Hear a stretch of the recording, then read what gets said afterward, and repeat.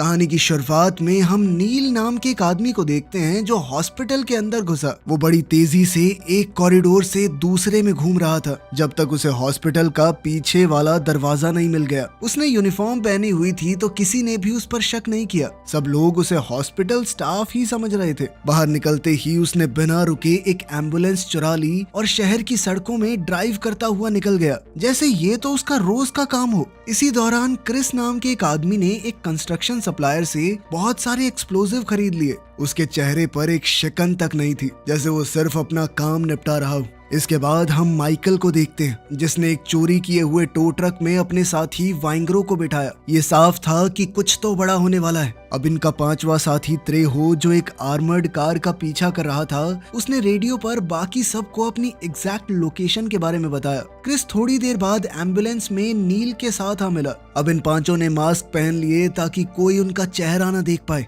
नील ने एम्बुलेंस को अचानक रोड के बीच में रोक दिया, जिससे पीछे आ रही आर्मर्ड कार को भी रुकना पड़ा। अगले ही सेकंड टो ट्रक ने जोर से आकर आर्मर्ड कार में टक्कर मारी, जिससे गाड़ी घूम गई और ड्राइवर ने कंट्रोल खो दिया। अब आर्मर्ड कार घूमकर एक डीलरशिप के पार्किंग लॉट में घुस गई थी और वो वहाँ खड़ी हुई कई गाड़ियों से टकरा गई। एक गार्ड ने तुरंत रेडियो उठाकर मदद मांगने की कोशिश की, लेकिन उससे पहले ही टीम ने एक्सप्लोजिव सेट कर दिए। पिछला दरवाजा धमाके के साथ उड़ गया। आसपास खड़ी सभी गाड़ियों के शीशे तक टूट गए। इस अचानक हुए हमले से तीनों गार्ड सुन्न पड़ चुके थे और जल्दी से चोरों ने उन्हें बाहर निकलने पर मजबूर किया। क्रिस जल्दी से गया और गाड़ी के अंदर एक के बाद एक एनवेलोप चेक करने लगा। वो लोग जानते थे कि किसी भी वक्त पुलिस आ सकती है। आखिरकार क्रिस को वो एनवेलोप मिल गया जिसके लिए पूरा खेल रचा गया था। त्रेहो ने पुलिस के आने से पहले ही सड़क पर स्पाइक्स बिछा दी। वाइंग्रो गार्ड्स के हिलने डुलने से चिढ़ गया क्योंकि उसे लगा कि वो जानबूझकर उसकी बात नहीं मान रहे।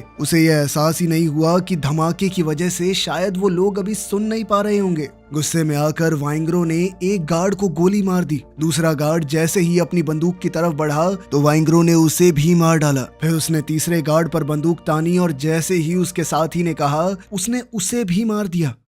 अब क्रिस को एनवेलोप तो मिल ही गया था, तो बिना एक भी सेकंड बर्बाद किए वो लोग एम्बुलेंस की तरफ भागे। त्रेहो ड्राइविंग सीट पर बैठा और एम्बुलेंस तेज रफ्तार से आगे बढ़ी। पीछे सब लोगों ने अपने कपड़े बदले, मास्क और गियर हटाकर एकदम नॉर्मल लोगों जैसे दिखने लगे। कुछ ही पलों में पुलिस के सायरन सुनाई देने लगे। पुलिस की शुरुआती गाड़ियां स्पाइक स्ट्रिप को देख नहीं पाई और 3-4 गाड़ियां क्रैश हो गई, जिस वजह से पूरी सड़क ही ब्लॉक हो गई। अब पुलिस वाले पैदल ही चोरों को आसपास ढूंढने लगे। तब तक चोरों की इस टीम ने थोड़ी दूर जाकर एम्बुलेंस को छोड़ दिया था। एम्बुलेंस के अंदर भी उन्होंने बम लगा दिया था ताकि धमाके में उनके सारे हथियार और सबूत गायब हो जाएं। शाम को नील अपने मनी लॉन्ड्रिंग एक्सपर्ट नेट से मिला। एनवेलोप खोलने पर उन्हें कंपनी के करोड़ों रुपए के बॉन्ड मिले। ये कंपनी एक करप्ट बिजनेसमैन की है। नील ने सोच लिया था कि इन बॉन्ड्स के बदले में उस बिजनेसमैन से बहुत पैसा वसूलेगा। अब नेट ने कहा कि एक और काम है। केल्सो नाम का एक आदमी है, $10 मिलियन देने को तैयार है वो।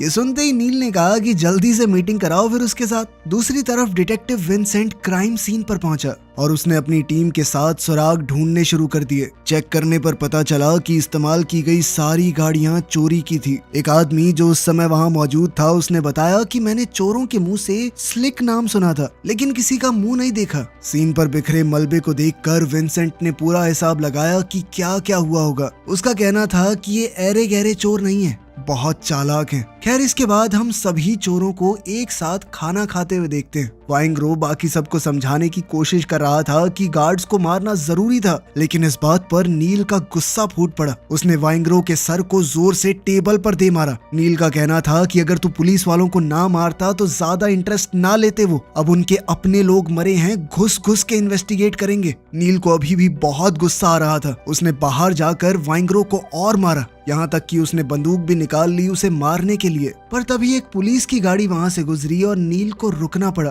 पुलिस की गाड़ी जाने के बाद जब टीम ने मुड़कर देखा तो वाइंग्रो वहाँ से गायब हो चुका था। अगले दिन विंसेंट और उसका पार्टनर एक गैराज में पहुंचे। इस दुकान का मालिक उनका खबरी था। उनके बीच काफी देर तक बहस चली। जेल की धमकी मिलते ही खबरी ने बता दिया कि आज मेरा एक भाई रात को कोरिया टाउन में नील से मिलेगा। वहीं इस वक्त नील केल्सो से मिला, जिसने बताया कि वो एक बैंक को लूटना चाहता है। उसे खबर मिली है कि कुछ दिनों बाद उनकी तिजोरी में 10 मिलियन कैश पड़ा होगा, यानी लगभग 90 करोड़ रुपए। नील को पहले तो ये आइडिया थोड़ा रिस्की लगा, लेकिन फिर केल्सो ने बताया कि भाई देख, मैं हैकर हूँ, अलार्म को 15 मिनट तक बंद कर सकता हूँ, इतने में तो तू और तेरे लोग वहाँ से निकल जाएंगे। ये सुनकर नील काम करने के लिए मान गया।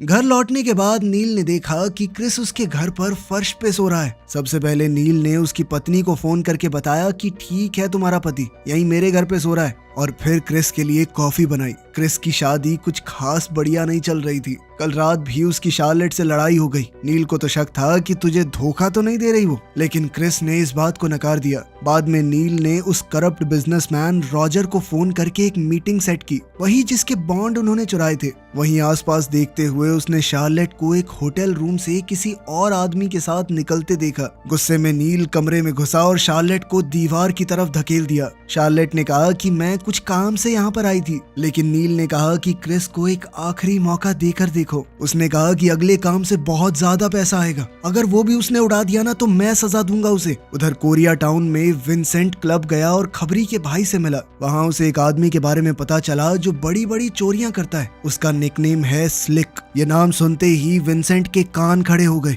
उसने जल्दी से अपने साथियों को इन्फॉर्म किया। अब एक खाली ड्राइव इन थिएटर में नील रॉजर के ड्रॉप मैन से मिला और गाड़ियों में बैठे बैठे बात शुरू हुई। तब एक आदमी चुपके से पास आया और नील पर गोली चलाने की कोशिश की, लेकिन छुपे हुए क्रिस ने पहले ही बता दिया और नील ने गाड़ी रिवर्स में डालकर आदमी की टांग को चल दी। इधर नील गाड़ी आगे बढ़ाता रहा, उधर क्रिस ने पीछे से फायरिंग शुरू कर दी। ड्रॉप मैन ने भी तुरंत रफ्तार बढ़ाई और अपने साथी को वहीं छोड़कर निकल गया। पीछे रह गए कातिल ने नील की गाड़ी पर गोली चलाने की कोशिश की, लेकिन तभी नील और क्रिस दोनों ने एक साथ फायरिंग शुरू कर दी। गोलियों की बारिश के बीच नील ने सीधा गाड़ी उस आदमी पर चढ़ाकर उसे कुचल दिया। थिएटर से निकलता हुआ ड्राइवर लगभग बच ही गया था, लेकिन माइकल ने सही वक्त पर निशाना लगाया और उसे गिरा दिया। सब कुछ शांत होने के बाद नील ने पेमेंट का एनवेलोप खोला तो उसके चेहरे का रंग बदल गया। अंदर पैसों की जगह सिर्फ बेकार कागज भरे हुए थे। गुस्से और नफरत से भरे हुए नील ने तुरंत रॉजर को कॉल किया, डील कैंसिल की और कसम खाई कि तुझे तो जिंदा नहीं छोड़ूंगा। उस रात नील और उसके दोस्त अपनी पत्नियों और बच्चों के साथ डिनर करने बैठे, बिना ये जाने कि पुलिस उन पर नजर रखे हुए थी। पुलिस क्रिस और माइकल को पिछले केसेस से पहचान रही थी, लेकिन नील अभी भी उनके लिए एक अनजान चेहरा था। इसी बीच वाइंग्रो एक मोटेल रूम में एक औरत के साथ था। काम खत्म होने के बाद उसने अपनी असली पहचान बताई। वो एक ऐसा सीरियल किलर था जो रात को काम करने वाली औरतों को अपना निशाना बनाता था। पल भर में ही उसने उस औरत को मार दिया। थोड़ी ही देर बाद पुलिस क्राइम सीन पर पहुंच गई। विंसेंट को विक्टिम की मां को लाश के पास आने से रोकना पड़ा। मां का दर्द देखकर विंसेंट ने उसे संभालने की पूरी कोशिश की, लेकिन उस बेचारी ने अभी अभी अपनी बेटी को खोया था, वो कैसे रुकती। खैर, कुछ रातों बाद विंसेंट और उसकी टीम एक वैन में छुपकर एक खदान के पास इंतजार कर रही थी। माइकल वहीं एक पोल पर चढ़कर अलार्म सिस्टम डीएक्टिवेट कर रहा था। नील बाहर खड़ा होकर देख रहा था कि कोई आ तो नहीं रहा, जबकि क्रिस ताला तोड़कर अंदर घुसा और तिजोरी तक पहुंच गया। वो कुछ खास औजारों का इस्तेमाल करके तिजोरी को तोड़ने की कोशिश करने लगा, पर तभी एक पुलिस वाला बैठा और उसकी बंदूक से आवाज हो गई। नील ने तुरंत ये आवाज पहचान ली और बिना वक्त गवाए अंदर घुसकर कहा कि हम लोग जल्द से जल्द निकल रहे हैं। अब तीनों बिना कुछ चोरी किए वहां से निकल गए।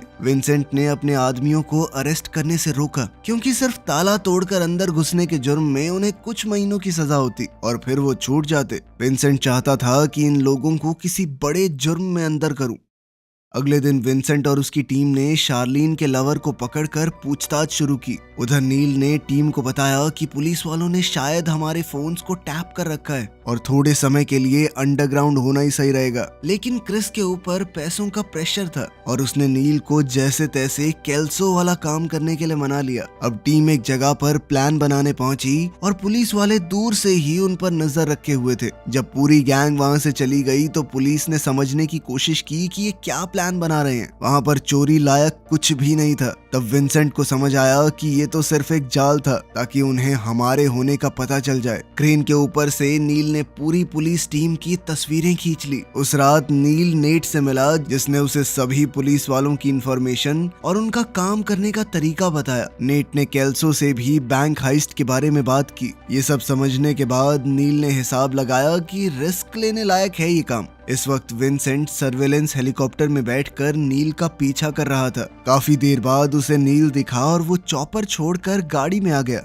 अब विंसेंट नील का पीछा करने लगा, लेकिन नील ने जानबूझकर गाड़ी साइड में लगा दी। अब विंसेंट नील के पास गया और उसे अपने साथ कॉफी पीने के लिए बुलाया। रेस्टोरेंट में बैठकर दोनों अपनी पर्सनल जिंदगी के बारे में बातचीत करने लगे कि कैसे उनकी नौकरी ही उनकी पूरी जिंदगी बन चुकी है। अचानक विंसेंट ने कहा कि मुझे लोगों को मारना पसंद नहीं है, लेकिन अगर तुम निर्दोष लोगों को मारने लगोगे तो क्या करें हम। नील ने भी सीधा जवाब दिया कि क्या करें, पापी पेट के लिए करना पड़ता है।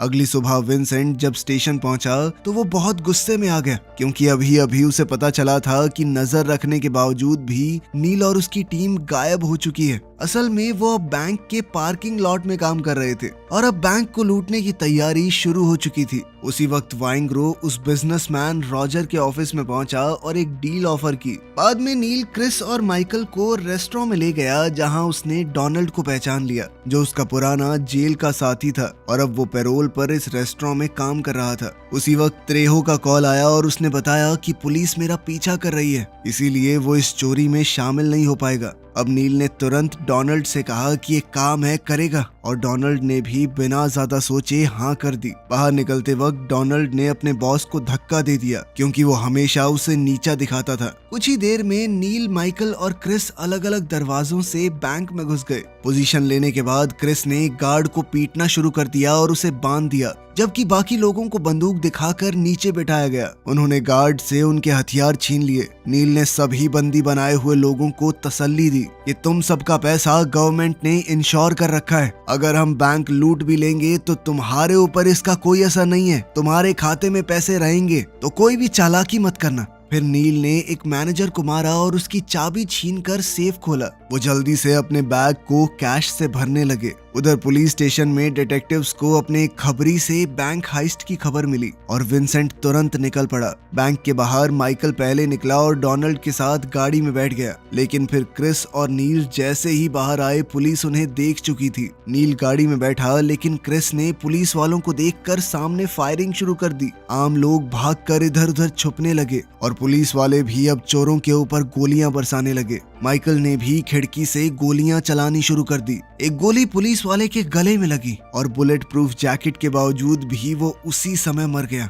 विंसेंट अपने दोस्त के पास भागा और इसी मौके का फायदा उठाकर क्रिस गाड़ी में घुसा। डोनाल्ड ने गाड़ी भगा दी, शूटआउट जारी रहा और गाड़ी के शीशे टूट गए। जल्द ही डोनाल्ड ने गाड़ी से अपना कंट्रोल खो दिया, क्योंकि टायरों पर गोली लगने से वो फट चुके थे। एक गोली सीधा डोनाल्ड के सर में जा लगी और गाड़ी कंट्रोल से बाहर होकर क्रैश हो गई। नील, माइकल और क्रिस को मजबूरन गाड़ी छोड़नी पड़ी। पुलिस ने रोड ब्लॉक कर रखा था और फायरिंग फिर से शुरू हो गई। कई पुलिस वाले मारे गए और गाड़ियां बर्बाद हो गई। क्रिमिनल्स आगे बढ़ते रहे, छुपते छुपाते निकलने का रास्ता ढूंढते रहे। माइकल एक और डिटेक्टिव को मारने के बाद अलग हो गया। वहीं क्रिस रोड ब्लॉक के पास पहुंच गया, लेकिन साइड से आते हुए पुलिस वाले को नहीं देख पाया और उसके कंधे में गोली लग गई। नील ने कुछ और पुलिस वालों को मार दिया और आखिरकार लड़ाई खत्म हुई। नील ने क्रिस को संभाला और दोनों जल्दी से ग्रोसरी स्टोर के पार्किंग लॉट में पहुंचे। इस दौरान नील पीछे आते हुए पुलिस वालों पर फायरिंग करता रहा और शहर का ये हिस्सा चिल्लाते हुए लोगों से भर गया। विंसेंट पूरी कोशिश कर रहा था कि घबराए हुए आम लोगों को फायरिंग एरिया से दूर ले जा सके, ताकि कोई भी आम इंसान जख्मी ना हो। विंसेंट उन्हें हाथ से इशारा करके फायरिंग लाइन से दूर भेज रहा था। पुलिस इस पूरी अफरा तफरी को संभालने में उलझी हुई थी और इसी मौके का फायदा उठाकर नील ने किसी तरह क्रिस को एक गाड़ी में बैठाया।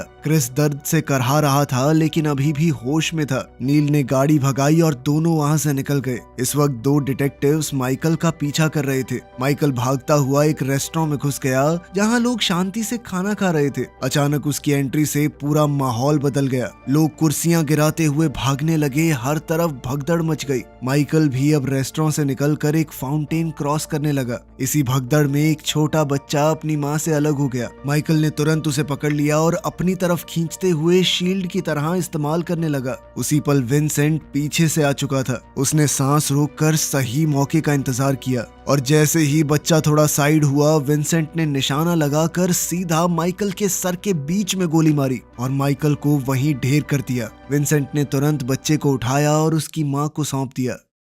जब इस हाइस्ट की खबर न्यूज चैनल पर चलने लगी तो डोनाल्ड की गर्लफ्रेंड को उसकी मौत का पता चला। वो तो जानती भी नहीं थी कि डोनाल्ड ऐसा कुछ कर रहा है। उधर शार्लीन भी टीवी देखकर समझ चुकी थी कि उसका पति बहुत बड़े खतरे में है। नील क्रिस को अपने पुराने डॉक्टर दोस्त के पास ले गया। डॉक्टर ने गोली निकाली, जख्म साफ किया और दवाई दी। उसने बताया कि गोली ने हड्डी तोड़ दी है, इसे आराम की जरूरत है। नील ने सिर्फ इतना सुना और तुरंत मना कर दिया। उसने कहा कि अभी वक्त नहीं है आराम करने का। अब उन्होंने डॉक्टर से कुछ कपड़े लेकर अपना होलिया बदला और फिर नील ने क्रिस को समझाया कि नेट तुझे लेने आएगा, हमें शहर छोड़ना पड़ेगा, लेकिन तब तक छुप कर रहना। नील को अब एक नया प्लान बनाना था, क्योंकि उसे पूरा यकीन था कि त्रेहो पुलिस के साथ मिल चुका है। उसने यहाँ से निकलने का पूरा प्लान बता दिया होगा। लेकिन क्रिस कहने लगा कि मैं शार्लीन और अपने बच्चे के बिना कहीं नहीं जाऊंगा। उसकी आवाज में दर्द और जिद दोनों थे। नील ने उसे ठंडे दिमाग से समझाया कि शार्लीन को कोई नहीं कुछ करेगा, उसे साथ लेके जाएंगे तो ज्यादा बड़ा खतरा है। उसी वक्त शार्लीन अपने लवर को फोन करके कह रही थी कि मुझे और मेरे बच्चे को कहीं दूर ले चलो। वहीं नील चुपके से त्रेहो के घर में घुसा।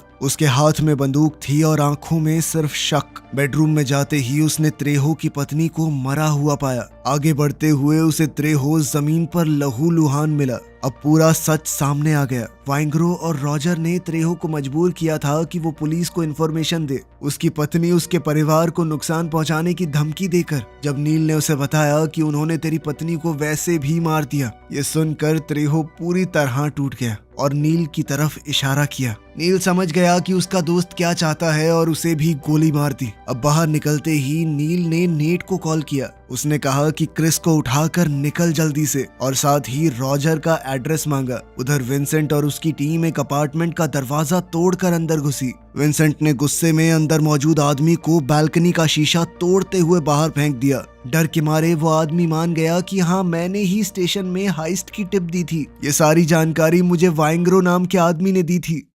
उधर नील रॉजर के घर के पीछे के हिस्से से अंदर घुसा और उसे अंदर रॉजर टीवी देखते हुए मिला। उसने बिना कुछ सोचे सीधा खिड़की पर कुर्सी दे मारी और अपनी बंदूक सीधा रॉजर पर तान दी। वाइंग्रो के बारे में पूछने पर रॉजर ने अनजान बनने की कोशिश की। इतना सुनते ही नील के गुस्से की हद पार हो गई। उसने धड़ाधड़ गोलियां चलाते हुए उसे वहीं खत्म कर दिया। उधर शार्लीन के लवर ने पुलिस के साथ डील कर ली थी, इसीलिए शार्लीन और बच्चे को सेफ हाउस में शिफ्ट कर दिया गया। वहां पर कई गार्ड भी थे। एक डिटेक्टिव ने उसे क्रिस के खिलाफ गवाही देने के लिए राजी कर लिया। पहले तो शार्लीन ने मना किया, लेकिन जब उसे समझाया गया कि चुप रहने पर तुम भी उनकी साथी मानी जाओगी, जेल में चक्की पीसनी पड़ेगी, इस बच्चे का क्या होगा, तब मजबूरी में शार्लीन ने हाँ कह दिया। नील अपनी गर्लफ्रेंड के घर गया और उसे अपने साथ भागने को कहा, लेकिन उसे अब नील से डर लग रहा था। वो उससे दूर भाग रही थी। नील उसके पीछे गया, उसे पकड़कर गले लगाया और वादा किया कि सब कुछ ठीक हो जाएगा। सुबह नील ने उसे कुछ पैसे दिए और सेफ हाउस भेजने की बात की। इसके बाद नील नेट के पास गया और नकली पासपोर्ट, क्रेडिट कार्ड और प्लेन टिकट लिए। जब उसने क्रिस के बारे में पूछा तो पता चला कि वो अपनी पत्नी को ढूंढने निकल चुका है। ये सुनकर नील फिर से अपनी गर्लफ्रेंड के पास गया और आखिरकार उसे जैसे तैसे अपने साथ चलने के लिए मना ही लिया। वहीं शाम को क्रिस उस एड्रेस पर पहुंच गया जो शार्लीन ने फोन पर दिया था। बालकनी पर मिलते वक्त शार्लीन ने सिर्फ एक इशारे से उसे बता दिया कि एक जाल है। क्रिस ने तुरंत पलटकर पड़ोसियों से रास्ता पूछने का ड्रामा किया और वहां से निकल गया। थोड़ी आगे जाने पर पुलिस ने उसे रोका और आईडी मांगी, लेकिन क्रिस अपनी फेक आईडी दिखाकर बच गया। उधर विंसेंट थका हुआ घर पहुंचा और बाथटब में अपनी बेटी को बेहोश पाया। उसने उसे जल्दी से बाहर निकाला और हॉस्पिटल ले गया। उधर नील अपनी गर्लफ्रेंड के साथ ड्राइव कर रहा था जब उसे नेट का फोन आया। नेट ने उसे बता दिया कि वाइंग्रू कहाँ छुपा हुआ है। कुछ पल के लिए नील ने सोचा कि इसे मारूं या भाग जाऊं, और फिर अचानक से गाड़ी मोड़ दी। होटल पहुंचकर नील ने अपनी गर्लफ्रेंड से कहा कि गाड़ी के अंदर ही रहना, और फिर पीछे के दरवाजे से अंदर घुस गया। फिर उसने बड़ी चालाकी से वहां काम करने की एक्टिंग करते हुए वाइंग्रू के कमरे का नंबर निकाला। यूनिफॉर्म चुराकर वो लॉबी से गुजरा और एलिवेटर से ऊपर चढ़ गया। अपनी मंजिल पर पहुंचकर उसने फायर अलार्म एक्टिवेट कर दिया। होटल में रुके हुए सब लोग डर गए। नील ने वाइंगरू के कमरे के दरवाजे पर नॉक किया और फिर थोड़ा साइड होके खड़ा रहा ताकि वो अंदर से उसे देख ना सके। दरवाजा जैसे ही थोड़ा सा खुला, नील ने पूरी ताकत से लात मारी और जल्द ही वक्त ना बर्बाद करते हुए वाइंगरू को मार दिया। वहाँ से निकलते हुए एक पुलिस वाले ने उस पर बंदूक तान दी, लेकिन नील ने बड़ी चालाकी से उसे पीट पीट कर बेहोश कर दिया। जल्द ही विंसेंट वहाँ पर हेलीकॉप्टर में पहुंचा। उसकी नजर गाड़ी में अकेली बैठी नील की गर्लफ्रेंड पर पड़ी। उसे लड़की पर थोड़ा शक हुआ तो वो उसकी तरफ जाने लगा। इतने में नील भी ये सब कुछ देख चुका था, इसीलिए वो जानबूझकर उसे अपनी गर्लफ्रेंड से दूर ले गया। विंसेंट भी तेजी से नील का पीछा करने लगा। जल्द ही वो दोनों एयरपोर्ट के रनवे के पास एक दूसरे पर गोलियां चलाने लगे। नील बड़ी चालाकी से छुपकर विंसेंट के पीछे आ गया था, पर तभी अचानक प्लेन की लाइट्स की वजह से नील की परछाई विंसेंट को दिख गई और उसने पलटकर नील को वहीं पर ढेर कर दिया। वीडियो पसंद आई तो लाइक कर देना, चैनल को सब्सक्राइब कर लेना। मिलते हैं अगली वीडियो में।